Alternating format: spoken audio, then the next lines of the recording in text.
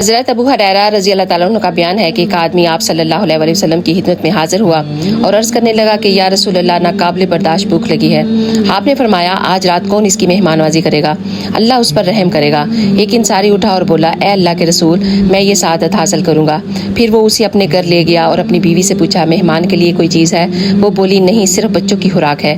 انصاری نے کہا بچوں کو بلا پھسلا کر سلا دینا، پھر جب مہمان آئے تو کسی بہانے چراغ بجھا دینا تاکہ مہمان سمجھے کہ یہ بھی میرے ساتھ کھانا کھا رہے ہیں۔ ایسا ہی کیا گیا۔ مہمان آ کر بیٹھ گیا، بیوی چراغ درست کرنے کے بہانے اٹھی اور چراغ گل کر دیا۔ میزبان پاس بیٹھے منہ ہلاتے رہے اور مہمان کھانا کھاتا رہا۔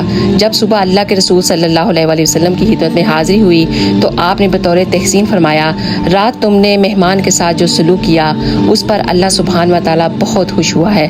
سبحان اللہ۔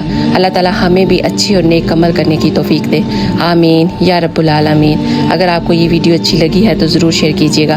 جزاک اللہ خیر۔